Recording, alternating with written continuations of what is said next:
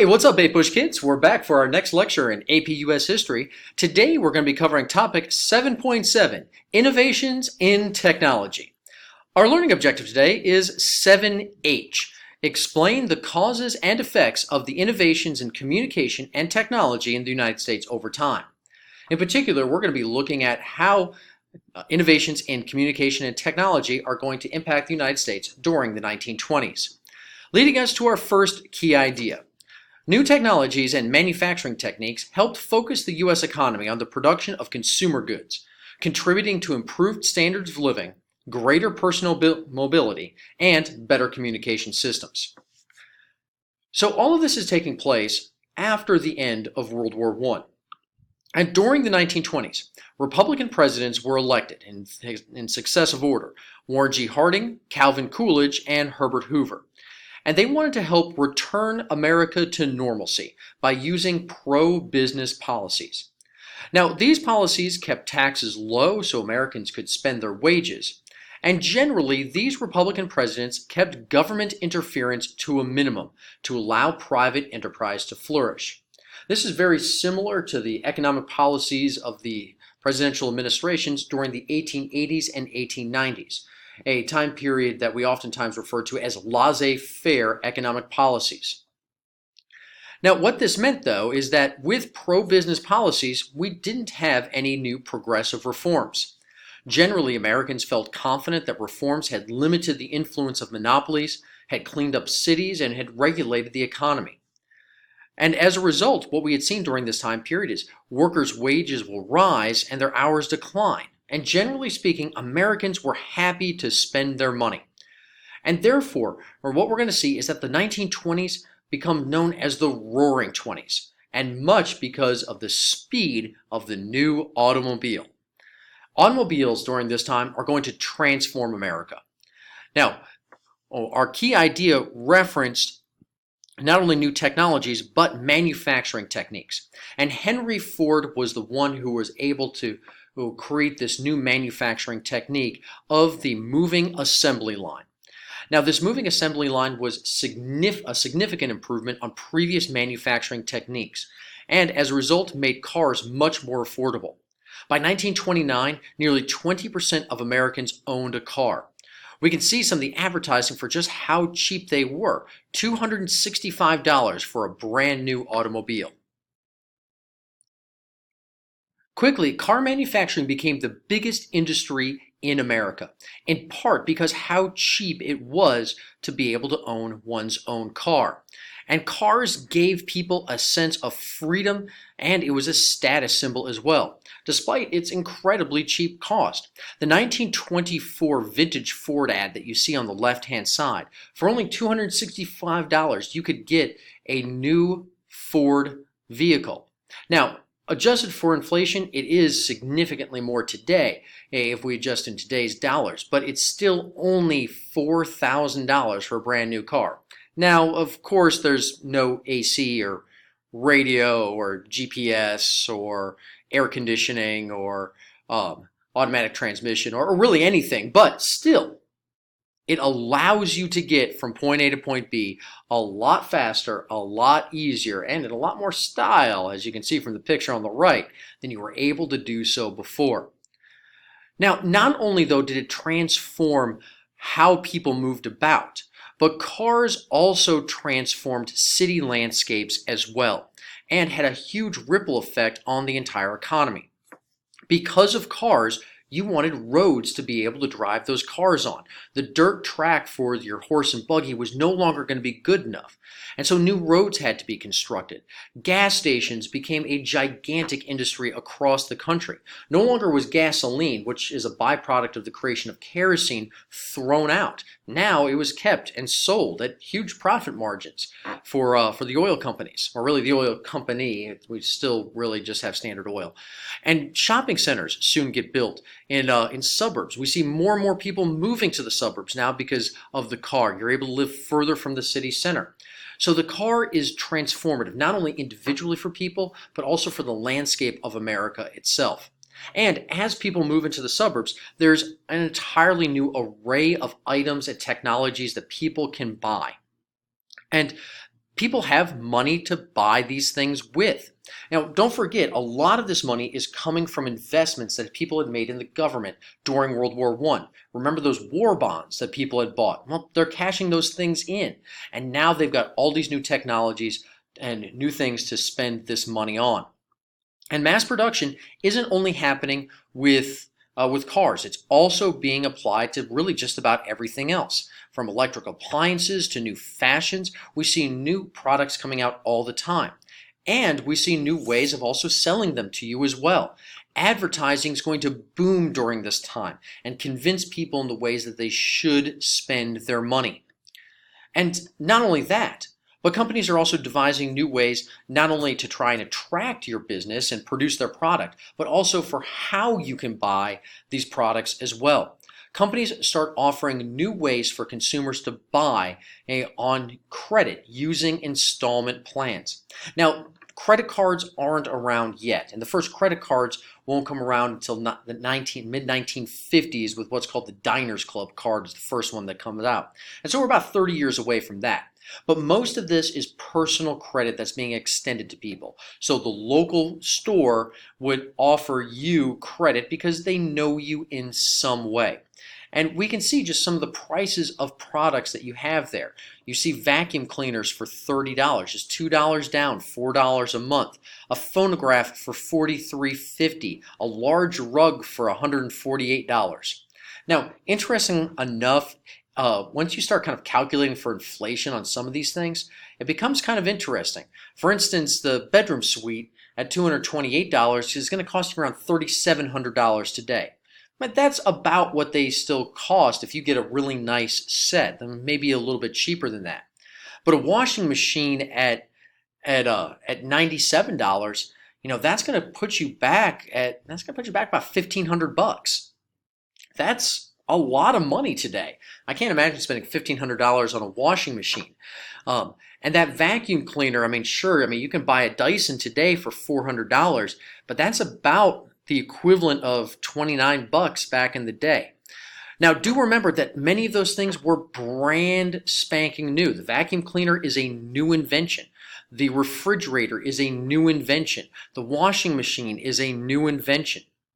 The phonograph hasn't been around for very long.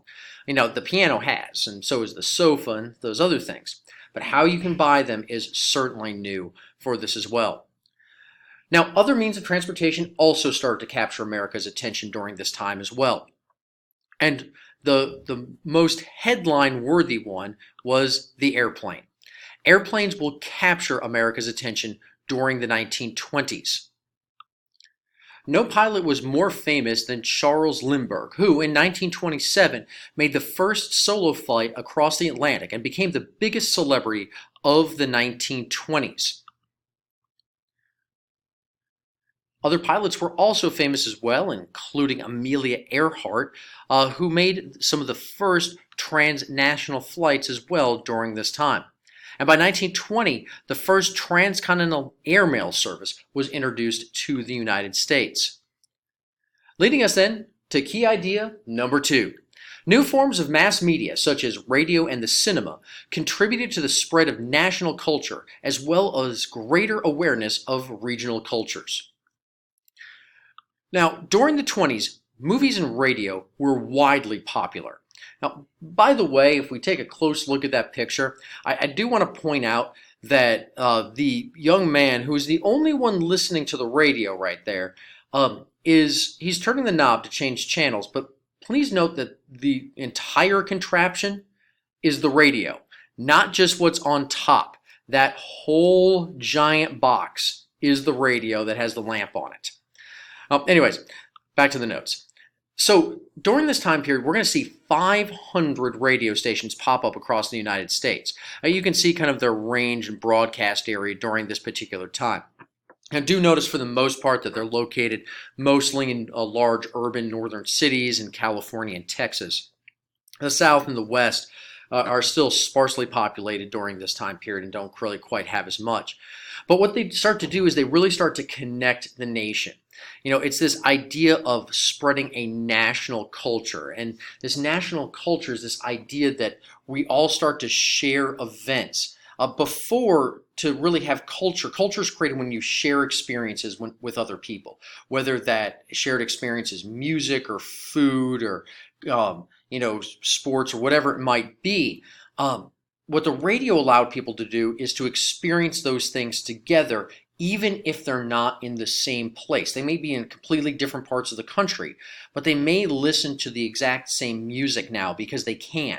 Or they may listen to the same, they both listen to the World Series, at that time. I mean, baseball is the biggest sport. At the same time, because they can. They listen to the same comedies. They listen to the same news programs. And so this shared American culture really starts to develop at this particular time.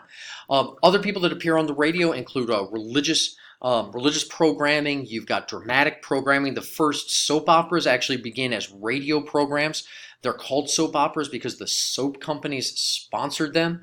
Now, on the radio, the biggest thing at this time was sports. Sports become not only the most popular form of entertainment in the 20s, but people not only listen to it, but they're also going there as well. And we see sports become really, really big. And that's because people have extra money to spend on these leisure activities. They go to things like, not like baseball, but boxing's really big. Football starts to gain in popularity. And these radio broadcasts bring these sports franchises to the entire nation.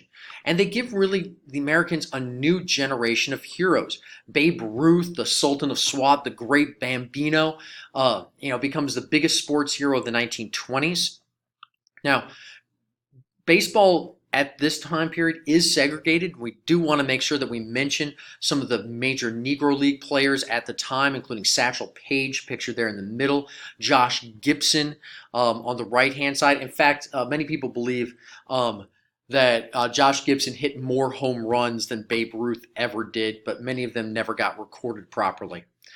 We also see boxing's really big. You've got Jack Dempsey becomes a huge star. We see he hit huge fights, setting financial and attendance records during the 1920s. We also see other sports heroes such as Red Grange in football, Gertrude Elderly in swimming, swims across the English Channel. Bobby Jones becomes a big-time golfer during this particular time period. But it's not just sports on the radio. Music as well starts to create this national culture as people start to listen to the same music across the country. It used to be if you wanted to listen to music, you had to go there and experience the artist in person. But no longer. Now you could sit at home in the comfort of your own home and listen to the music of the age. And the big music of the age was produced in Tin Pan Alley. And some of the big musical styles included ragtime, dance music, jazz. And almost all of it's produced on one street in New York City. You can see a picture of just the storefront. It's just music publisher on top of music publisher. Many of them are still around to this day, like Whitney Warner Music is still a major publishing house of music to this day. Now, the biggest publisher, the biggest songwriter at the time was a guy named Irving Berlin, most popular ragtime musician. He has Alexander's Ragtime Band, has been credited in part for the increase in the sale of radios and phonographs, and he becomes absolutely huge during this time period. You've probably heard some of his songs at some point. He became really famous later on as a composer. So, for instance, songs like White Christmas were written by Irving Berlin. Now, not only was radio real big at the time, but movies also started to become really, really huge. And talking movies soon helped to grow Hollywood and celebrity movie stars during the 20s. Now, beforehand, movies had been just in black and white, and they had just been silent movies. And Charlie Chaplin had become the king of the silent movies. Maybe in class we'll have an opportunity to check out a clip from one of Charlie Chaplin's movies. But talking movies become really, really big. And although they're still in black and white until the 1930s, they're huge. 100 million people each week are going to the movies. Hashtag no TV. Now, the biggest movie of the age was The Jazz Singer by Al Jolson. It was the first talking movie at that time. And in class, I'll tell you a little secret about that movie that kind of dovetails with some of the other stuff that's happening in the 1920s. But anyways, that's all of our lecture for today. Big thing to understand is that during the 1920s, it is the roaring 20s in part because of all the new technology and things going on. We've got new manufacturing techniques, we've got new buying techniques, we have the new car, which is absolutely transformative. The government's not getting involved really in the economy. We got sports, we got Babe Ruth, we got new music, we got new ways to listen to it. The 1920s is all that. Speaking about all that, smash that like and subscribe button. And as always, go Pack.